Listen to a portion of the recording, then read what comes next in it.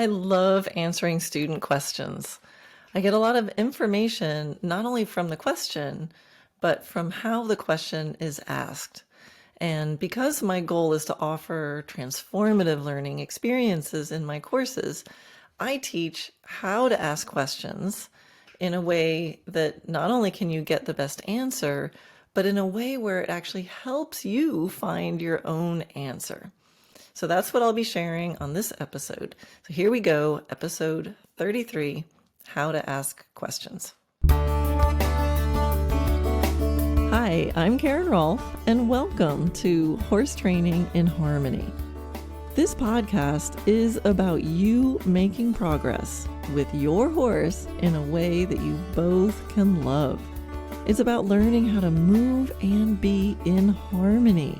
Because yes, you really can develop a horse to be both athletic and happy. When we show up as our best selves for our horses will show up for us. So let's get started. Questions are powerful. There's a couple quotes I want to share with you. One of them is from Francis Bacon, and he says, "A prudent question is one half of wisdom." And there's a quote by John Ruskin that says, "To be able to ask a question clearly is 2/3 of the way to getting it answered." I totally agree. When I teach, I ask my students a lot of questions. They're usually specific questions designed to focus their minds in the right places. In my video classroom, I actually have a series of videos called 3 Questions for fill in the blank. And these are all created to give students 3 questions to ask themselves to help them focus their attention and their mind on the criteria for the movement they're doing, or to help them self-assess often hard to define qualities that show up in horsemanship and dressage. Another reason I like to ask my students questions is because I want to hear them speaking out loud. You know, there's so much that I can learn by noticing someone's choice of words, tone of voice, the stories that they attach to them, and the assumptions that they're making. And usually all that information shows up in the way that they ask and answer questions. Now, I also want to empower students. And part of that means asking questions. So in the live calls that I do for my Habits for Excellent Horsemanship course, my Sweet Spot course, and my Upward Spiral courses, as well as in Facebook groups, often students will ask me to clarify something that their local instructor is doing in their lessons, or something that they said in their lessons. And what I end up usually helping the student with is to know how and what they should be asking their instructor. Of course, what I'm learning is many instructors still follow a more military style of micromanaged teaching where the student is actually not allowed to speak. And they're supposed to just simply do what they're told, and then the time's up and they go away. So I always tempt students to be able to ask a question of their instructor during the lesson or before or after the lesson. You can ask the teacher, like, "Hey, I have a question. When would be a good time to ask it?" But I would be cautious of anyone who doesn't welcome questions. Now, because I have many decades now of practicing answering student questions, in this context of empowering and transformative learning context, I want to share what I've found to be a really valuable way to ask a question. Now, I'll explain this on this podcast, but just know that there are videos in my video classroom on this. You can click on the video label communication and a bunch of videos will come up. And in particular, if you want to be amused by my and my husband's acting skills, there's a video, June 2011, communication. It's a 20-minute video that we did where we role played a little bit, so it's kind of ridiculous, but I think a lot of you could benefit from it.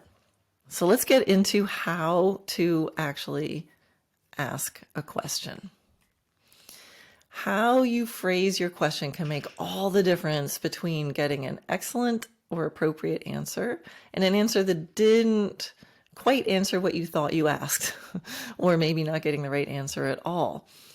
Now, when I get emails from students, it's fun because I like to remote problem solve. I like to read between the lines. And in an email, or a written question, all I have is the words in the email or in the question to try to form a picture of the situation they're describing. And that's also why I like my courses where I have live Q&A calls, because they not only write the question in, but then I can actually talk to people and get the follow-up information. But it's kind of a game that I like to play when I get the email. I'm like, all right, where's the question? And then what's really the question?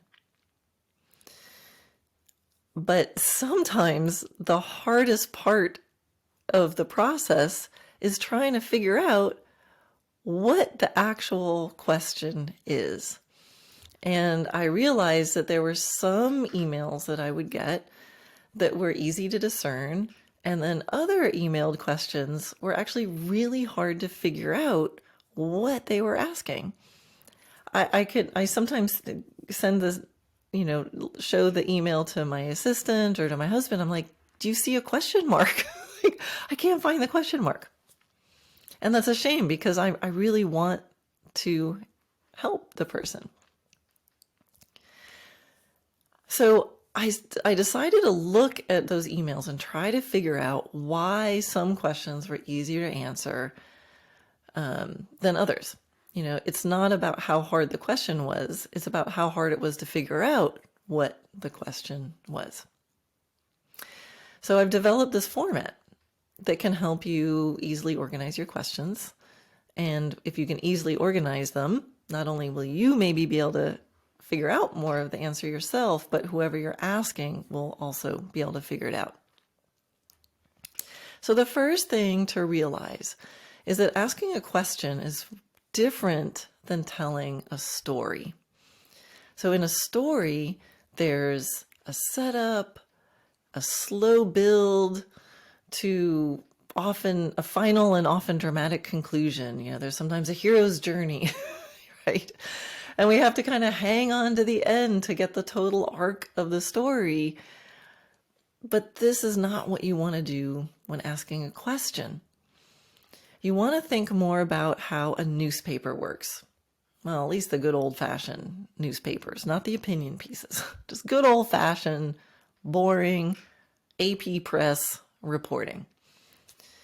So in those styles, there's a headline to grab the attention and bring focus to the subject.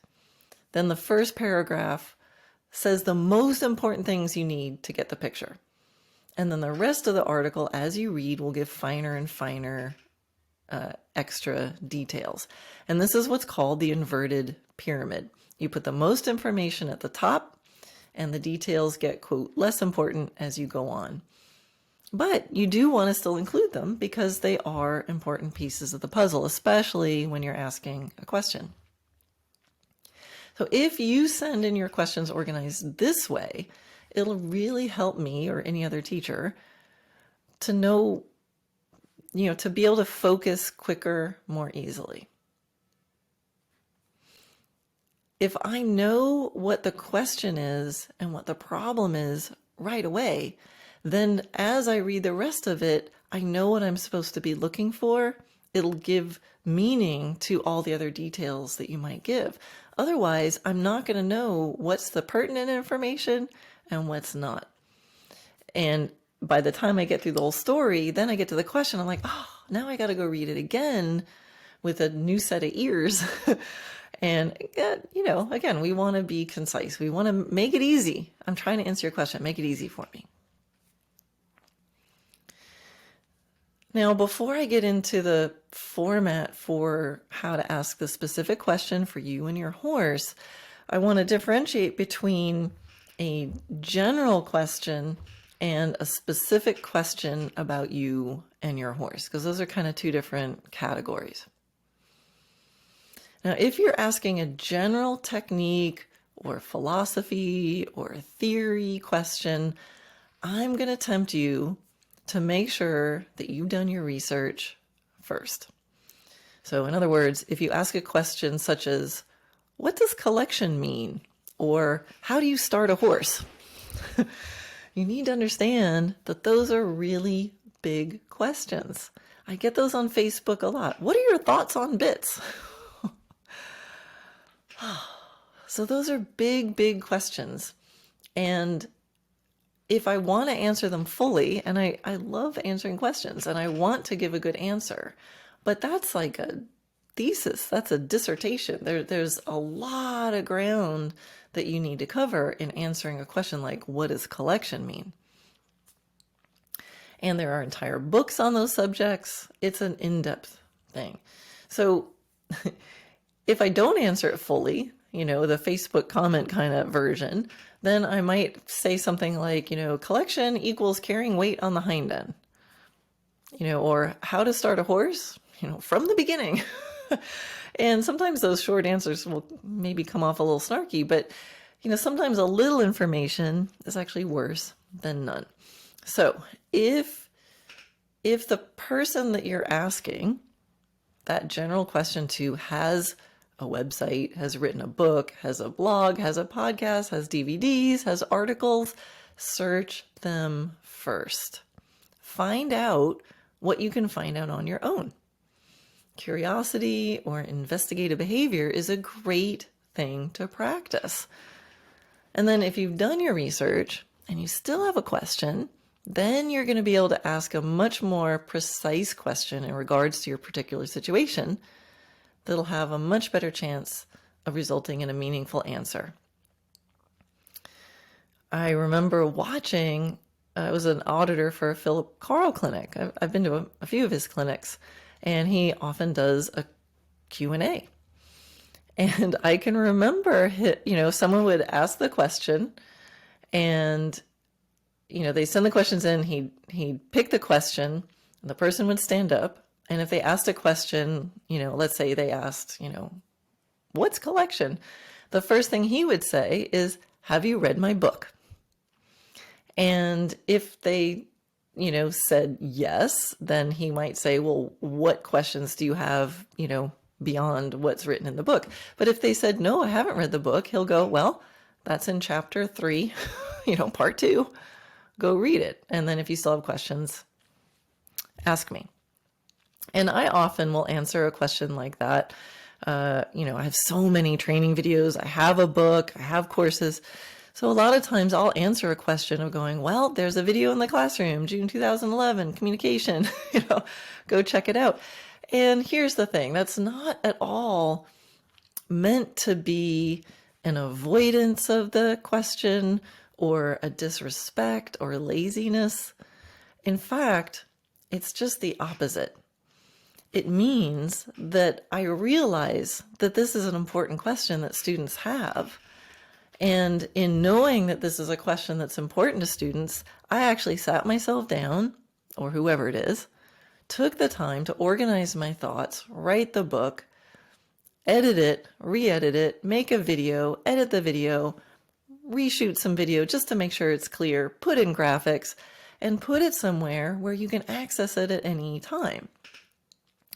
So a lot of times I know when I post, if someone asks a question and then I go, hey, here's a video, July 2020, whatever it is, it feels almost to me like I'm not blowing them off. It's actually my way to serve the best because I actually put a lot of thought into that. So if you ever ask a question like that and you get an answer from someone who does have a resource, just know that's coming from the spirit of like, I'm so excited. I already thought about this for you because you're not alone. You're not the only one with this question. Go check it out. And then when you get the next layer question, it's questions like, hey, Karen, I watched that video May 2012. about collecting exercises, and I saw you did this and this with that horse, and I just was wondering, why did you do X, Y, and Z? And you said, blah, can you explain that more? Yes. Like, now we're talking. So that's next layer, higher level questions for something like that. So I guess my real message is take advantage of these things. If you care about the person's opinion who you're asking a question like that, take advantage of the resources that they've already put the time into creating. Okay, so now back to how do you actually format your question. So the 6 steps are: number 1, state the question. Number 2, state you and your horse's level of experience. 3, give any details about the subject of the question. Number 4, some pertinent and peripheral details. Number 5, what have you already tried? And then 6, anything else you need to know. So I want to give an example. State the question first, and here's a goal. Can you do it in 1 sentence? It's worth sitting yourself down and trying to figure out how to write the question in 1 sentence. This alone is going to clarify so many of your thoughts. So here's an example. What can I do when my horse hides from the contact and curls his neck when I ride him? Okay, that's a great question. And now, if that's the leading first sentence of the email, hey Karen, I got a question.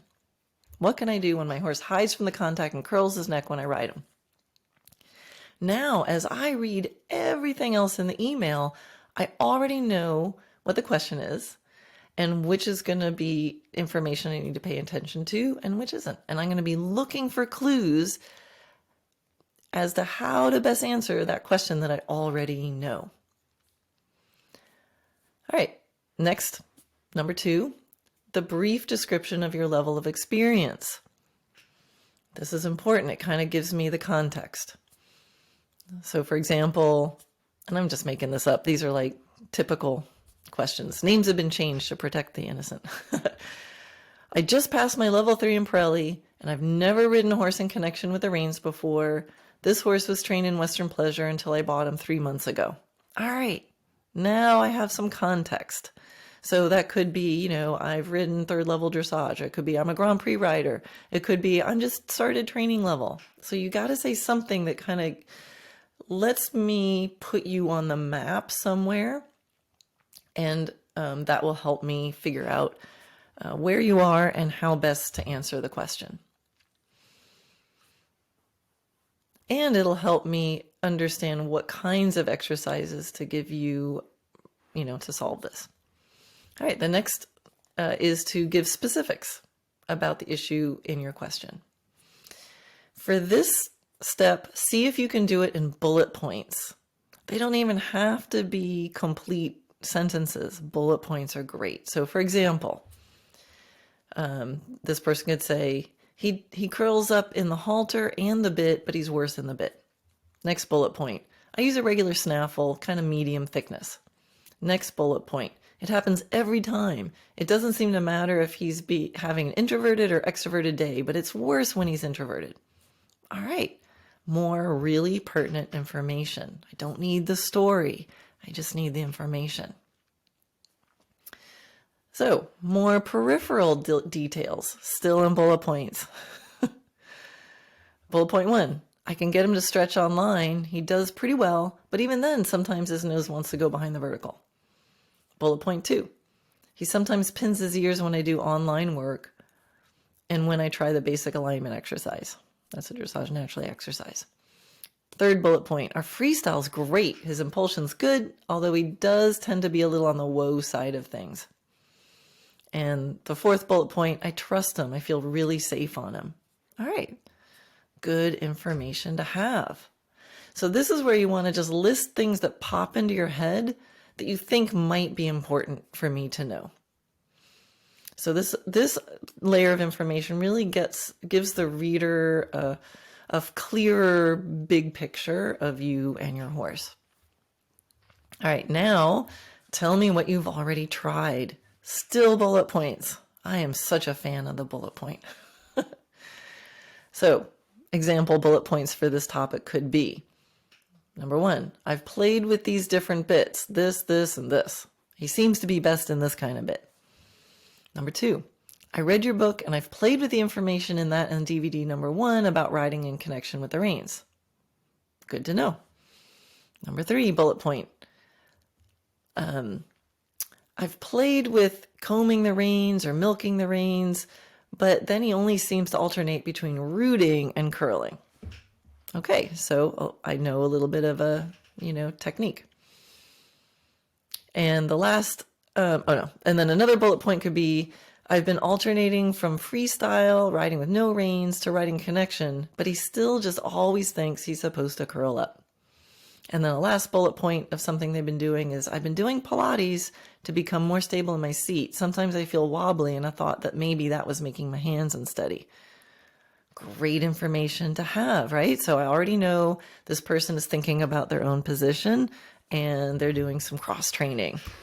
So that not only gives me good information about what kind of a student they are, but then I know I can talk about position stuff and they'll kind of get it. And now sometimes when you're writing as the question asker, when you're writing out these questions, this is where you might start going, oh, you know what? I just realized there's a few things I haven't tried yet.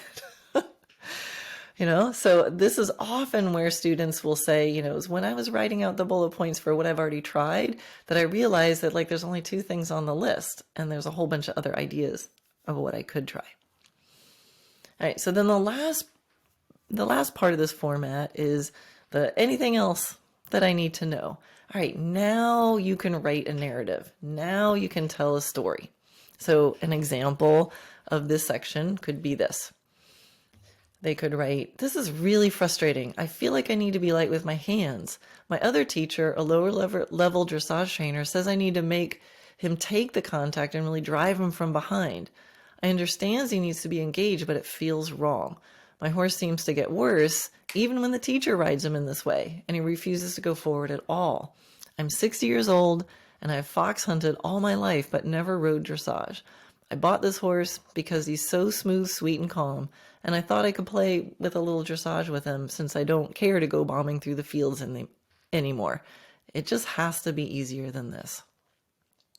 Again, lots of great information. So here's a rider who used to fox hunt, all right, so this lady can ride and she's done a lot of good foundation work, right? So this is all going to be part. And I know she has a local instructor that's telling her certain things, right? This is great information. And again, every little nugget that she writes, every word she writes, I know the question I'm supposed to be answering. Pure gold. Now, as I give some more examples, and I'm going to give an example of how not to do it, I just want to say, disclaimer here, please don't let this podcast and me talking about this make you nervous or self-conscious about sending me a question or asking me a question or about asking other teachers questions. This podcast is in the spirit of refining the art of clear communication, which of course is a huge part of horsemanship. So I believe that while going through the process of forming your question, you're going to better understand your question and they're going to get better at answering the question, even yourself. And what is training and talking to our horses if it's not asking a question of our horse and then expecting an answer, right? So would you yield your hindquarters? Would you do a half pass? Would you extend your trot? I teach in my programs, especially in the finding the sweet spot of healthy biomechanics, is where we really teach people to get that responsiveness, but not in a way where you're going, you must do this, but it's in a question, would you? And you get that feeling of your horse would, And then you live in that moment where you're riding around in a consistent moment while still feeling like at any moment your horse could do anything you asked. Anything you asked. So this art of asking questions is directly related to how you're talking to your horse. And often I tell students, if your horse could suddenly, miraculously understand English, and he said, "What do you want me to do, Mom?" Could you come out with the question that you're asking of your horse right now in one simple sentence? Could you? So this is why I focus on this so much. So you can listen to this podcast in a couple different layers, but use it to improve how you ask questions, human to human, and use it to clarify how you're communicating to your horse. If this is hard for you to write, it's probably hard for you to think. And if it's hard for you to think of it clearly, it's going to be hard for you to translate that to your horse. All right, so now I want to give you an example. It's exaggerated, but not so exaggerated. It's pretty close to many emails that I've gotten. But I won't. This is a made-up email for the sake of illustrating the point, but I want to show you the opposite of the format that I just read to you. All right, here goes. Hi, Karen. I love your materials. Thanks so much for the classroom. It's amazing. I've learned so much. I started riding when I was 5, and I even competed in barrel racing and then did some English hunter jumper type stuff. I have a wonderful teacher. She really lets us have fun during the lessons. I was so lucky. Then I went to college and stopped riding for a while. I started up again after I got married, and I bought a warm blood thoroughbred cross. He's black with 4 white socks, really beautiful. He's the horse of my dreams. He runs off sometimes, but I'm not really scared of that. He just feels good and needs to move. I did start taking some lessons with a local trainer after doing some horsemanship foundation. She wants me to hold him tightly in the reins, and sometimes he gets tense. But I've played with your material, so I know how to make it better when I get home. He has a nice smooth trot, and I even started some jumping with him. I know I have scoliosis, and I'm doing some Pilates and yoga, so I'm becoming much more aware and symmetrical. I'm using a Myler comfort snaffle with your reins attached. I love them, and he seems to also. My question is, could his head tilt when he goes track left be related to why I have trouble picking up the right lead? At home, he's able to stretch nicely, and he generally does his other transitions really well. Again, thanks so much for all you do. So, how many of you were able to keep track of all those pieces of information in there that were in there in the beginning? And if you were focused on all those details in the beginning, did you catch the question? Now, I stumbled over it when I read it, so it made it kind of stand out. Now, and if once you got to the question, did it make you want to go, wait, what did she say in the beginning? I forgot. Which were the important details? So do any of you remember there's a joke from when I was a kid where, someone would be like, okay, so there's a bus and it has 12 people on the bus. And at the first bus stop, 3 people get off and 5 people get on. And then it goes to the next bus stop a half a mile away and 2 more people get off and 6 get on. And this goes on for a while. And then at the end of the joke, it's like, what's the bus driver's name? Like, I don't know. So when you don't know the question ahead of time, you don't know what's the important thing. So can you see how it could be difficult to give this person a really meaningful answer? So there actually was the question in there, and the question was, could the head tilt when he goes track left be related to why I have trouble picking up the right lead? And my answer would be, yes, it could be related. But that doesn't really help too much. Now I can deduce that he's impulsive and unbalanced based on other things she mentioned, but you can see it's not so easy for me to feel like I can give a great answer. So let's see if I'm even able to put it into the format that I just mentioned earlier. So if we took this email just as I read it, and let's drop it into that format. So what's the question? Could the head tilt when he goes track left be related to why I have trouble picking up the right lead? What's the basic level of the human and the horse? Unknown. There's some horsemanship foundation, some barrel racing, some hunter jumper stuff of unknown level. So what are some specifics about the question? Bullet points. We know sometimes he tilts his head going to the left. When, why, how often is unknown. I can go back and see that there's difficulty picking up the right lead. Type of the difficulty unknown. How it shows up is unknown. And I know she's in a miler comfort snaffle. Some related info, bullet points. I know that sometimes he runs off, but the rider's not afraid. When he runs off, why he runs off, unknown. What she does to stop him, unknown. More related information, the rider's taking Pilates and yoga to help with asymmetries.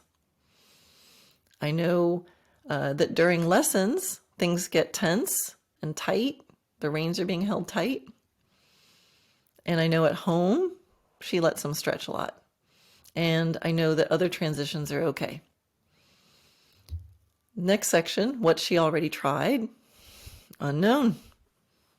And then what else? So that's where I put all the other information that's not sorted into those other categories.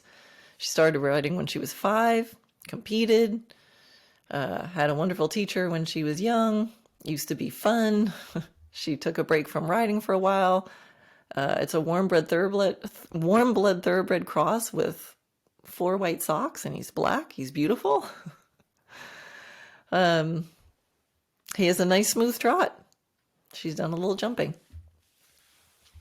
So even when it's organized in this way, it's clearer, but it's also clear that there's a lot of information missing. So the best answer is going to be the answer that's most appropriate for the person. You know, we need more information. So when I walk my students through this process of filling out all these things, here's what often happens. My question is, I love that. My question is this. Here's where I'm at on the map of levels. Here's some specifics. Here's some related info. Here's what I've already tried. Here's some other information. And then often at the end of the email, after this beautiful, well-structured question, they write the sentence, "Oh, I think I figured it out." And that happens so many times. So I hope you took notes on this. I actually have a blog called How to Ask Horsemanship Questions. It's on my blog on my website. I'll put the link to it in the show notes for this podcast, and the show notes, some places where podcasts are posted, you can find the details and it'll be there. If you can't, just go to my website, dressagenaturally.net/podcast, and look for episode 33. And when you go to that page, there'll be a whole page with any kind of links and things that I've mentioned during the podcast. So I hope that this doesn't make you tentative about sending me questions. I hope that it gives you great curiosity to see how this can work for you in my step-by-step courses, my sweet spot course, my horsemanship course, my upward spiral course. We do live Q&As. In the sweet spot course, we do live Q&A calls every week with me and my instructor. So I've got a lot of practice answering questions, and it's so important to ask questions and to have somebody reach out to, and especially people who share the same principles and priorities and kind of get what you're trying to do. As you can imagine, there's an infinite number of exercises that you can do with your horse. There's so many different points of view. And I think what's important is to find the person that matches your principles and priorities and that can take you on the whole journey. Someone who knows how to build the partnership you want and can take that partnership with you as you create healthy biomechanics, and you take all of that with you as you learn to gymnastically develop your horse. So that's what I do. This is what we do here in Dressage Naturally. So I hope that if you have questions, you will seek out some of the many resources that we have. And as always, find me in the Dressage Naturally Land Facebook group. Please let me know what you think about this podcast. What did you learn? I'd love to continue the discussion. And don't be afraid to ask me questions, but also don't be surprised if when you ask a question, I might come back and go, hey, read this blog or listen to this podcast. And if I do that, it just means I want to be able to answer the question as best as I possibly can. And if you change the way you're asking it, it's only going to help everybody. All right, be well.